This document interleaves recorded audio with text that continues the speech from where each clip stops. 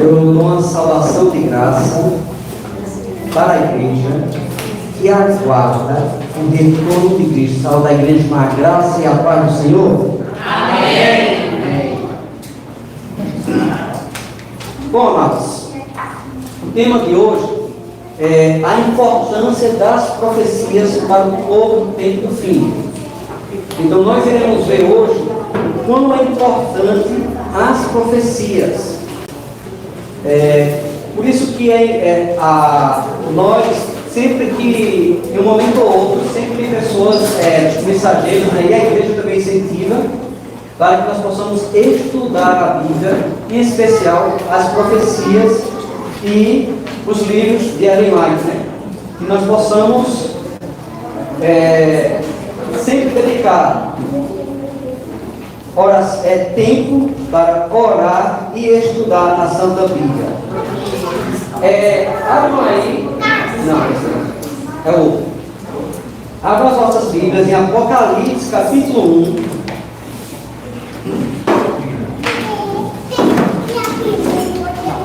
Apocalipse, capítulo 1, verso 3. Vamos orar? Amado Pai, mais uma vez estamos dedicando um pouco do nosso tempo para estudar a Santa Escritura. Que venhamos a cada estudo, a cada leitura da Bíblia, venhamos compreender mais o teu amor por cada um de nós. Que venhamos a pôr em prática tudo aquilo que o Senhor está nos ensinando. Nos orienta, nos batiza com o teu Santo Espírito, no nome santo de Jesus. Amém. Apocalipse capítulo 1, verso 3. Bem-aventurado aquele que lê e os que ouvem as palavras desta profecia e guardam as coisas que nela estão escritas, porque o tempo está próximo. Apocalipse capítulo 1, verso 3. E que é bem-aventurado aquele que lê, aquele que estuda, porque nós não podemos simplesmente ler a Bíblia, nós temos que estudar, nós temos que escavar, nós temos que seguir o exemplo, se vocês me permitem, de jovens que sonham em ingressar na faculdade, jovens que almejam cursar o curso de medicina, de advocacia, de engenharia, e aí vai, vários cursos. Esses jovens, eles dedicam um tempo de sua vida para estudar, e eles não simplesmente fazem leitura dos livros, eles comem literalmente aqueles livros. Jovens quais deixam sua vida social de lado, deixam até sua família de lado um pouco e dedicam ao estudo, porque ele tem um foco, que é ingressar na faculdade. O nosso foco aqui não é ingressar na faculdade, o nosso foco aqui é ingressar na Nova Jerusalém. Então nós temos que dedicar tempo ao estudo da Bíblia. É louvável e é correto e temos que sim frequentar os cultos da igreja, as reuniões que estiverem, se é culto de poder, se é semana de oração, se é Caleb, enfim, independente do que estiver ocorrendo aqui na igreja, nós temos que vir para aprender mais. Mas ouvir a igreja não significa que não necessitamos dedicar mais tempo ao estudo da Bíblia. Aos que ouvem, eu lembro de uma senhora, até falei aqui uma vez, que eu fui dar um estudo bíblico para o filho dela, e eu conheci aquela família, e não imaginava que ela morava ali tão próximo dele, e ao chegar na casa deles, ela na calçada, e quando eu olhei para aquela mulher, eu disse, vou dar um estudo bíblico para ela. É a filha, dois coelhos numa cacetada só. Chegando lá, abracei, disse, olha, vim aqui para dar um estudo bíblico para a senhora. Ela, como? Deus não quer os analfabetos. Aí eu vou lhe mostrar na Bíblia que Deus quer. Os que ouvem, aqueles por motivos diversos não sabem ler, mas podem ouvir e assimilar. Eu já vi vários relatos de pessoas dando estudos bíblicos a famílias e elas não sabiam ler. Levava alguém para ler ali os textos e, com o decorrer do tempo, ela já tinha em mente os textos gravados na mente. Então, aos que ouvem, agora só que não é muitas vezes, infelizmente, nós, por estar acostumados com o nosso dia a dia, com a nossa rotina, nós lemos este verso e unicamente colocamos em prática só essas duas partes do verso, aquele que lê e os que ouvem, e esquece, por último, não menos importante, mas os que guardam as palavras, os que guardam as palavras desta profecia. Então nós temos que ler, nós temos que ouvir e guardar.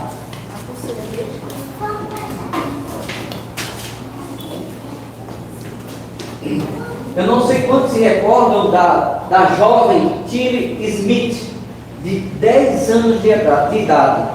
Ela fez algo que eu diria que talvez ninguém aqui tenha feito o que ela fez. Sabe o que ela fez? Uma menina de 10 anos de idade salvou mais de 100 pessoas. Como que uma menina tão jovem conseguiu salvar mais de 100 pessoas?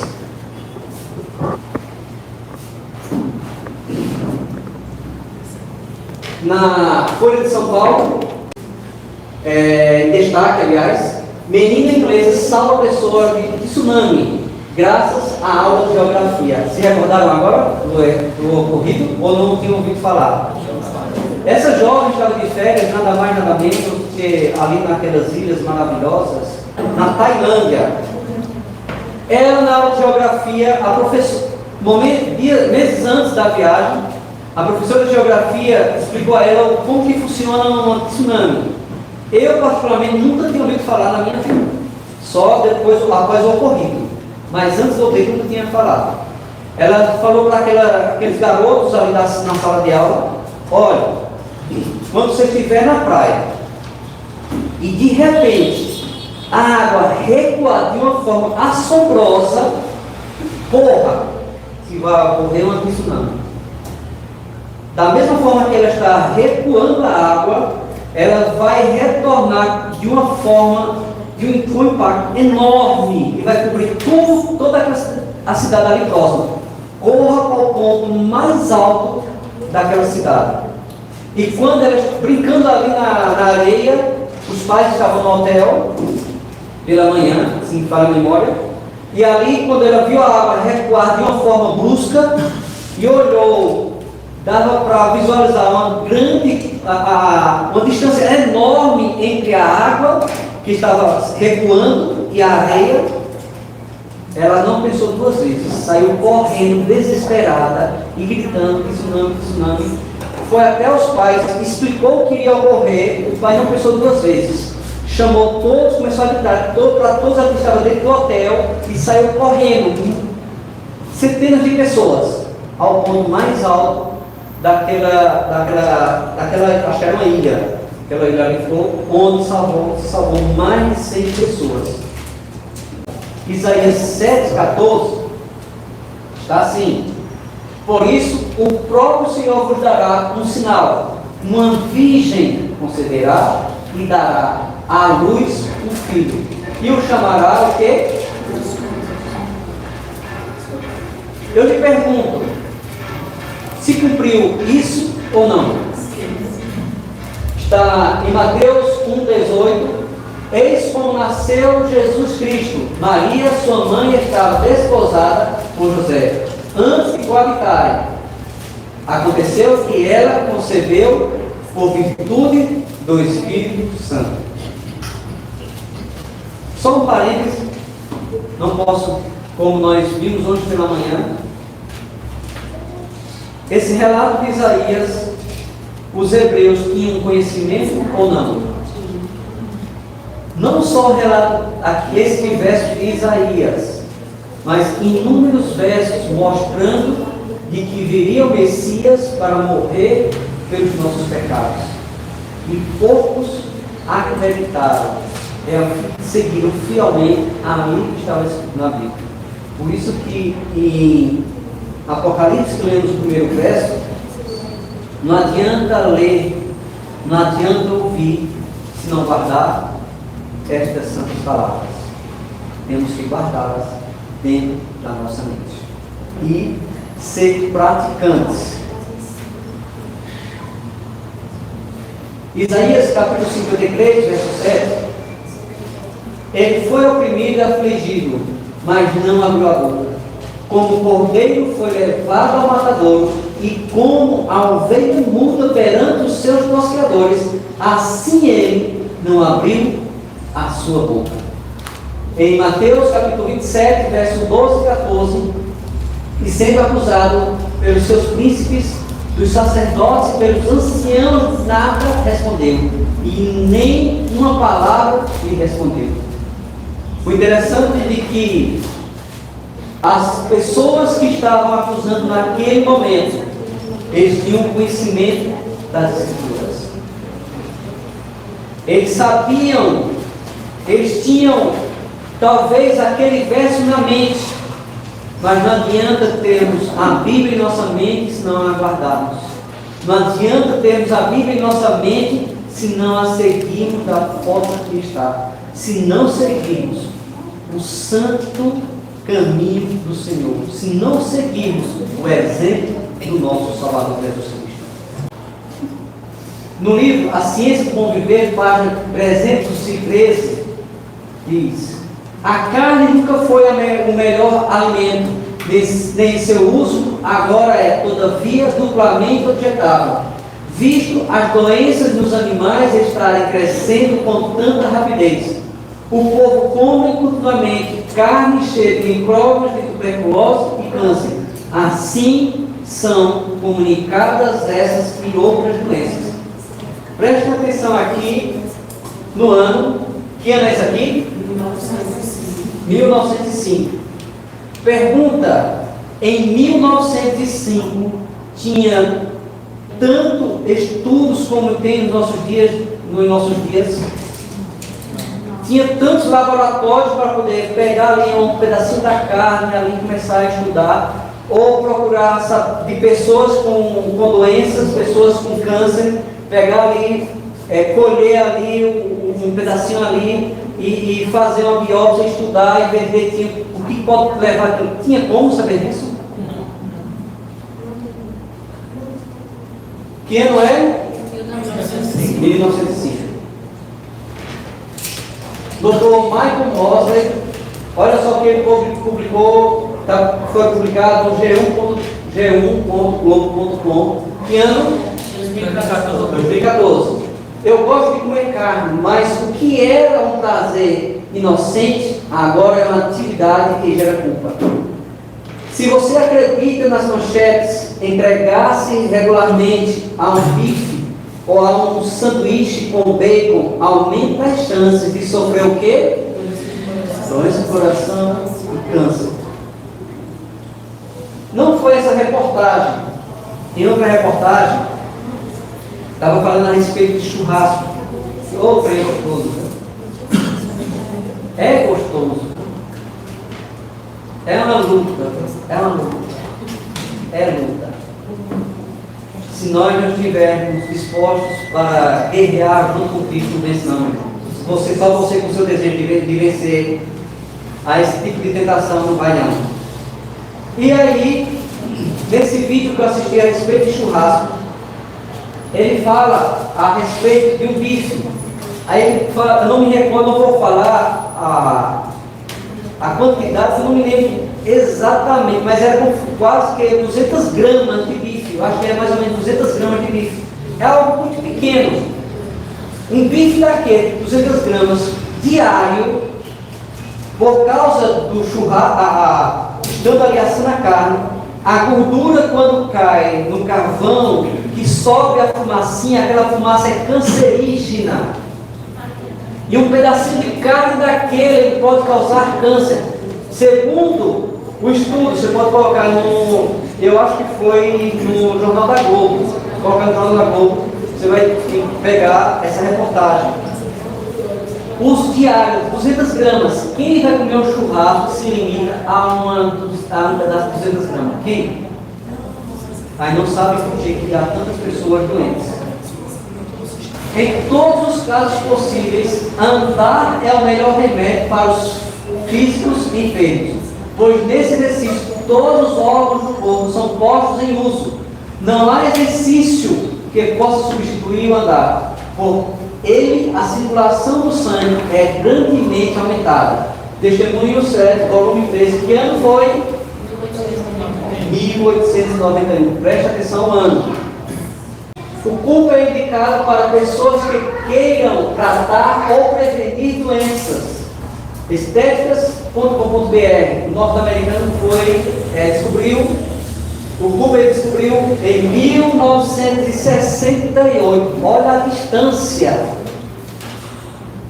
Quando, porém, a observância do domingo for imposta por lei e o mundo for esclarecido relativamente à obrigação do verdadeiro sábado, quem então transgrediu o mandamento de Deus, qual foi o ano? 1850. Evangelismo, página 234. Que ano é esse aqui? 2014, no jornal alemão. Reformar a casa, cortar a grama e fazer compras são tarefas impossíveis aos domingos na Alemanha. No dia do descanso, o silêncio é sagrado e protegido por lei. O domingo poderia ser o dia perfeito da semana para passar o aspirador, cortar a grama do jardim e fazer pequenos reparos em casa, como colocar um prego na parede. Mas na Alemanha é proibido. Quem desrespeitar o silêncio do vizinho tem que pagar multa. Até jogar garrafas de vidro em contêineres espalhados pelas ruas não é permitido. Na Alemanha, em 2014. 1.folha.uol.com.br em 2014. Papa defende fim do trabalho aos domingos. Francisco disse que a prioridade não deve ser da economia, mas sim das relações humanas e que o foco não deveria ser as relações comerciais. 2014. Não há tempo para isso, deveria ser outro momento, mas em relação à guarda do domingo, o Papa Francisco, ele houve uma importância muito grande do mandato dele em alavancar a guarda do domingo. Você nem entendeu o quanto ele está sendo importante para a guarda do domingo, para realmente projetar e ficar mais em evidências. Vocês, mais rápido, você para eu 1 ou 2 slides, você tem ideia o quanto ele está sendo influente nesse sentido. Notícias.gospelsmais.com.br em 2016. Um projeto de lei aprovado em primeira votação na Câmara Municipal de Belo Horizonte quer proibir o funcionamento de supermercados aos domingos, alegando que a data deve ser reservada ao descanso e ao exercício da fé. Você deve estar se perguntando assim, domingo, praticamente o comércio é fechado. Mas esse decreto não está se referindo ao comércio geral, simplesmente. Ele está se referindo aos shoppings, shopping é aberto ou não de domingo? Está se referindo aos grandes supermercados. Os grandes supermercados aí são abertos ou não? Até 7 da noite ficam abertos. As feiras livres. Feiras livres. Verdade. Tudo isso, eu não sei, eu, graças a Deus, comecei a me afastar dessas más influências do futebol, da vida, graças a Deus. Eu mandava até aula para assistir jogo. Eu torcia por um determinado time, vou nem falar, torcia por um determinado time, matei aula, vou assistir ao grande final. Quando eu vou, o menino pega. Aí eu disse, que negócio eu estou fazendo? Esse negócio. Primeiro, eu não estou ganhando um centavo. Se tivesse ganhado, eu ia ficar feliz, mais R$1 no bolso, né, velho? Então, sem querer, eu centavo no meu bolso, além de tudo, vai criar um futurão, viu? E aí já fui deixando, quando eu ingressei na igreja adventista, literalmente deu um chute, chave. E se falando do futebol, não sei, aqueles que gostam de futebol, os jogos de sábado, que antes tinha de sábado, importantes, não estão se realizando mais no domingo. Que tinha no dia de domingo, não estão sendo mais realizados no domingo. Na Europa, praticamente não está tendo mais jogo dia de domingo, é dia de sábado. Finais importantes, como a Champions League, depois da Copa do Mundo, a Champions League é o campeonato mais assistido no mundo, não faz mais jogo dia de domingo, é sábado à tarde. Sem perceber, o decreto dominical está sendo alicerçado e as pessoas não estão percebendo. E muitos de nós não estamos atentos. Quando deu início à pandemia, alguns adventistas, a maioria dos irmãos de outras nações, era o fim do mundo e ponto final. Era assim ou não era? Só um parênteses, já que a vice-chefe não está, só um parênteses. O interessante é que o fim do mundo chegou e quando começou a ter uma pequena luz no final do túnel, o que as pessoas mais queriam na vida eram festas e mais festas. E as igrejas vazias. E por consequência, se é que pode-se dizer, é meio irônico, por consequência disso, houve um esvaziamento na igreja. Até hoje há um esvaziamento na igreja. Que era para ser o contrário, era para a igreja estar cheia. Me perdoem, lindos e maravilhosos, mas era para vocês estarem todos aí nos corredores, com o telefone, me assistindo pelo YouTube, porque aqui era para ter só visitas. Era para ter pessoas que não tinham conhecimento da verdade, por medo do que estava correndo. Mas quando começou a luz vir no fim do túnel, começaram a ir para os bares, começaram a ir para os supermercados, para os bancos, para as casas lotéricas, para qualquer lugar, menos a igreja. E começaram a usar como desculpa, eu posso assistir em casa. E muitos estão esfriando e não sabem por quê. Mas vamos adelante. O negócio está brilhando, não é nem bilíngue, é trilíngue. Coronavírus reduz poluição global. Isso, não sei quantos ficaram assistindo jornais, eu não sei quanto ficou nítido, mas realmente como o mundo parou, o mundo começou a ficar mais, o ar começou a ficar mais puro. Olha, não sei se vai ficar visível. Se não ficar visível, apaga a lâmpada, tá certo? Veja onde vai ficar visível. Está visível? Dá para ver direitinho? Essa parte de cima, se fosse a nossa chefia ali, ela ia ter como apontar direitinho. A parte de cima, laranja, aqui era o Japão no período da pandemia. Isso, laranja, é poluição. Poluição. Essa parte de baixo, aqui foi no período durante a pandemia. Para você ter ideia, como eu falei um pouco antes, para você ter ideia, em relação à influência do Papa Francisco, na questão do decreto dominical, como ele está sendo influente, porque um dos lemas, uma das bandeiras, não sei se é correto falar das bandeiras que ele estava levantando, é assim que fala? Pauta, pronto, uma pauta que ele estava levantando e lutando com muita ênfase era a questão climática. Não sei quanto se recorda, a questão climática. Antes da pandemia, ele começou a falar a esse respeito, antes da pandemia. E aqui está durante a pandemia. Aqui, antes da pandemia, aqui no Japão. Aqui é uma foto que foi tirada antes da pandemia, ali nos pontos turísticos ali do Japão, tá certo? Dá para visualizar as pessoas que estão atrás? Não, né? Parece uma sombra, né? Um negócio assim, né? Olha só. Depois da pandemia, durante a pandemia aí, depois da pandemia, dá para ver as pessoas que estão ao redor? Será que é a diferença? Papa diz que a pandemia de coronavírus pode ser uma resposta natural à crise climática. Se você pega as fotos anteriores da poluição, entre aspas, ele tem uma certa razão ou não? Aqui o prefeito do Canadá, olha só o que ele fala.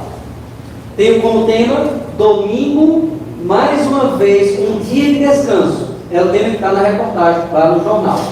Aí ele diz, apenas colocando isso como consideração, depois que chutarmos o Covid-19, sugiro que tudo seja fechado no domingo novamente, para que possamos apreciar o que realmente significa a importância de fazer uma pausa em nossas vidas ocupadas. Eu acho que nosso corpo, mente e alma nos agradeceriam. Eu não vou nem fazer um comentário a esse respeito. Eu vou juntar um pouquinho mais à frente. Eu quero que vocês prestem atenção neste vídeo. Aqui é o pastor Eber, lá do Vejam Só, e o nome do pastor eu esqueci, mas vai aparecer o nome dele aí. Ele fez, geralmente ele faz debates, né? Mas esse dia ele foi com um tema específico. Ele fez uma pergunta, o Eber fez a pergunta ao pastor, qual seria o motivo da Covid? Qual seria o motivo da Covid? E o pastor, o outro pastor, ele começou a responder, respondendo segundo ele o motivo da Covid, certo? Vejam aí, presta atenção. E essa ocasião que nós estamos vivendo, claro, a maior crise que a nossa geração já assistiu, tá bem, mas não lhe parece que é algo, pelo menos no grau que nós estamos vendo, de alcançar o mundo todinho, nunca aconteceu antes, aconteceu? Eu acho que não. A história fala de algumas pandemias, né? Gripe espanhola, peste negra. Me parece que elas estavam restritas à Europa. Elas não atingiam o mundo inteiro. Sem dúvida, a nossa geração não tinha passado por isso. E eu estou com aqueles pastores, pastor, que a semelhança dos antigos, sempre que acontece algo assim muito trágico, a gente pensa, Deus está disciplinando o mundo. Deus está disciplinando. E está, de alguma forma, mexendo com a igreja. Esse é um momento, não é momento de festa, esse é um momento de a gente falar o que Deus está querendo nos ensinar com essa pandemia. Pode ser o braço do Senhor. Eu lia há pouco tempo atrás o livro do Packer, Entre os Gigantes de Deus, que é um livro que fala do período lá dos puritanos. E ele dava o exemplo de dois pastores, pensando exatamente assim. Quando aconteceu uma grande guerra na época deles, eles pensaram, por que Deus está nos disciplinando? Que pecado nós temos cometido contra Deus? E não precisa ir muito longe para ver que o mundo evangélico de hoje, ele despreza muitos dos mandamentos de Deus, né? Inclusive a guarda do domingo, que é um mandamento esquecido. Quem é que guarda o domingo hoje no mundo evangélico? Pouquíssimos. A geração dos nossos pais e dos nossos avós davam muito valor a você no domingo não fazer nada, devotar-se às coisas de Deus. A geração atual esqueceu isso. O que é guardar o domingo, reverendo? É você focar manhã, tarde e noite em exercícios devocionais. É você focar o seu dia nas coisas do Senhor. É você participar das atividades da igreja todas. É você não trabalhar nesse dia. É você nem pensar, é você descansar sua mente, não pensar em questões de trabalho, é descansar tua mente. Então, você se devota ao Senhor o dia inteiro, você pratica obras de misericórdia, que é visitar pessoas doentes e questões assim, ajudar pessoas. E é também o descanso, né? Então, devoção, descanso do corpo e obras de misericórdia. Eu creio que a geração evangélica atual tem desconsiderado isso. Conheço alguns crentes que frequentam estádio de futebol. Em pleno domingo. Não deveria. Nós temos 6 dias para fazer as obras seculares, né? Deus, na criação, santificou o 7º dia. Nós sabemos que em Cristo, quando Cristo ressuscita, e Ele é o Senhor do sábado, Ele pode fazer a mudança, a igreja passa a seguir a guardar o primeiro dia da semana, né? Então há coisas que a gente faz em 6 dias, mas esse dia é especial para nós nos concentrarmos nas coisas de Deus. Será que isso não é uma decorrência, reverendo, esse descaso para com o domingo, uma decorrência da falta de observar o primeiro grande mandamento? Ah, com certeza, com certeza, com certeza. Aliás, é interessante, pastor, a geração atual até teme quebrar a segunda tábua, né? Até teme, puxa vida, eu não posso matar uma pessoa, Deus vai me punir, mas não teme quebrar a primeira tábua, não teme. Por quê? Porque teme mais a homens do que a Deus, teme mais a punição humana do que a punição divina. Nós deveríamos ter o mesmo temor de quebrar o dia do Senhor ou de blasfemar contra o nome do Senhor do que cometer um assassinato. Por que a gente teme mais a punição civil do que a punição que vem de Deus? Percebe? Isso é grave. É. E aí a pandemia é um momento de recolhimento em que você pode... Que lugar tem Deus na sua vida, né?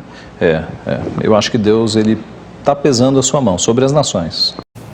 No meu canal, George Mello, eu fiz um estudo, uma pesquisa profunda a respeito, tem um tema do sábado para o domingo. Eu abordei 4 temas: o sábado no Antigo Testamento, o sábado no Novo Testamento, e Cristo guardou os mandamentos, e por que não domingo? Todos esses temas eu fiz em cima de materiais da Igreja Católica. E para poder levantar esse estudo com esses 4 temas, eu tive que fazer uma varredura enorme, tanto em quem defende o sábado e quem defende o domingo. Se for uma pessoa que não tenha certeza na sua fé, se for um adventista que não tenha certeza na sua fé, os argumentos que são usados para a guarda do domingo, você começa a crer no domingo. Os argumentos humanos. O que ele falou aqui, você vai olhar, argumentos humanos tem. Mas a base bíblica, por exemplo, onde ele falou que o que a pessoa deve fazer no dia de domingo. Em que texto ele viu aquilo ali? Que eu devo fazer isso ou aquilo outro dia de domingo? Onde ele diz isso na Bíblia? Paralelo ao sábado. Então, assim, quando eu vejo, por exemplo, deixa eu voltar só um pouquinho aqui para não fugir do que eu quero comentar, a respeito do clima. O Papa, o prefeito lá do Canadá, eles têm razão. O mundo precisa do dia de repouso. E pensando nisso, antes mesmo de criar o ser humano, antes mesmo de colocar, de criar o animal, antes mesmo de criar o ser vivo, as plantas, Deus já tinha no plano dele ter o dia de descanso. Antes da fundação do mundo, não foi algo, já que eu criei os animais, já que eu criei o ser vivo, já que eu criei o ser humano, então, não, eles precisam, não foi dessa forma. Ele já sabia que seria necessário para nós ter um dia de descanso. Ele sabia que o mundo precisaria de respirar, de descansar. Ele sabia que a terra para ser plantada tinha que ter um descanso. Aí vem com esses argumentos que fica assim, o que é de novo nisso? O que é de novo? E, infelizmente, os pastores infelizmente não estão deixando o Espírito Santo trabalhar na mente deles, infelizmente. Mas dando sequência, para nós finalizarmos, em Provérbios capítulo 13, verso 13, o que despreza a palavra perecerá, mas o que tem o mandamento será o quê? E rapidinho, o grande conflito: os que honram o sábado bíblico serão denunciados como inimigos da lei e da ordem, combatentes inimigos ilegais, como que a derribar as restrições perseguições morais da sociedade, causando anarquia e corrupção e atraindo os juízos de Deus sobre a terra. O grande conflito, página 592. Por isso que o tema da mensagem de hoje é a importância das profecias para o povo de Deus. Porque se nós não estivermos alinhados às profecias, alinhado que eu me refiro é estudando e entendendo e colocando em prática em nossas vidas. Se nós não estivermos colocando dessa forma, nós não iremos resistir até o tempo do fim. Nós iremos sair da fileira dos soldados do fim. Se hoje, por tão pouco, as pessoas estão saindo das igrejas, imagine você ser acusado de inimigo, você vai olhar para faz uma investigação em si, e de quê? Porque eu estou seguindo a Deus, e você ser obrigado a optar o trabalho ou Deus, o trabalho ou a sua religião, o trabalho ou o seu Deus, a sua vida ou o seu Deus.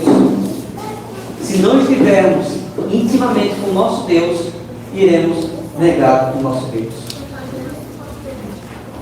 O grande perigo de nosso povo, que teve grande luz, é não apreciar seus princípios e oportunidades como bênção de Deus dos mais altos valores. Os hebreus tiveram a oportunidade, o privilégio de ter uma grande luz, em poder ser o povo escolhido por Deus, não simplesmente para ver a Cristo nascer, não simplesmente a ouvir a Cristo pregar, mas ser missionários do próprio Cristo, receber as orientações do próprio Deus. Eles não valorizaram. A pergunta é: e nós estamos valorizando as bênçãos que estão em nossas mãos? A missão que é determinada para nós, será que estamos valorizando? Os discípulos não apreciaram o alto privilégio de ter Jesus em seu reino, até que sua bênção fosse removida deles. Os próprios discípulos, que hoje nós conhecemos que foram pessoas que defenderam a Cristo, eles mesmos não reconheceram a Cristo como nosso Salvador. Mas é um conforto para nós em sabermos disso.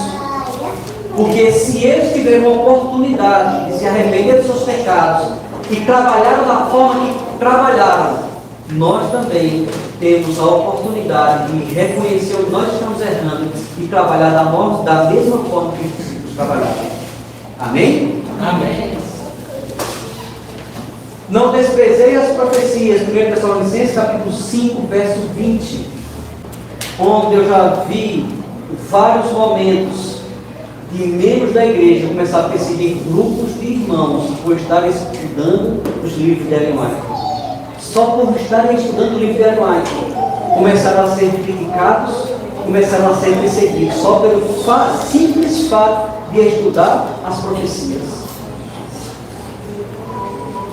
Para vocês terem ideia, o quanto que a comunhão com Deus ela é importante para nós e fundamental para seguirmos com essa mensagem de salvação aos que precisam. E se não estivermos alicerçados na verdade, iremos perecer. Repito. E para nós finalizarmos, Provérbios capítulo 29, verso 18. Não havendo profecia, o povo perece. Porém, o que guarda a lei, esse é bem-aventurado. Por isso que é importante termos a importância das profecias para o nosso tempo, porque se não houver profecias, como que nós iremos saber a brevidade do retorno de Cristo? Nós não temos como saber o dia que Cristo volta, não temos como saber. Mas quando o retorno dele, quando estiver próximo, nós iremos saber. Iremos saber que está bem pertinho o retorno dele. É isso que vai nos causar. Isso que vai nos causar significa o quê? Que nós estaremos no tempo do fim para abrir a vontade dos céus. Glória a Deus. Aleluia, amados irmãos. Por isso que nós iremos saber, ter conhecimento de que Cristo está voltando. Isso vai nos fortificar, estaremos sofrendo sim. Mas muitos falam erroneamente que o Espírito Santo vai se ausentar. Ele não vai se ausentar. Apenas a porta da graça vai fechar nesse tempo. Mas o Espírito Santo estará cuidando de nós, estará nos suprindo o que é necessário para nós naquele momento, que é água. O próprio anjo vai trazer água para nós. Se é alimento, o próprio anjo vai trazer alimento para nós, da mesma forma que fez com Elias. O Espírito Santo estará cuidando de nós, porque quando a porta da graça fechar, nem um fio de cabelo nosso será retirado. A porta da graça vai fechar para aqueles que não aceitaram a Cristo como Salvador, mas nós seremos protegidos pelo Santo Espírito.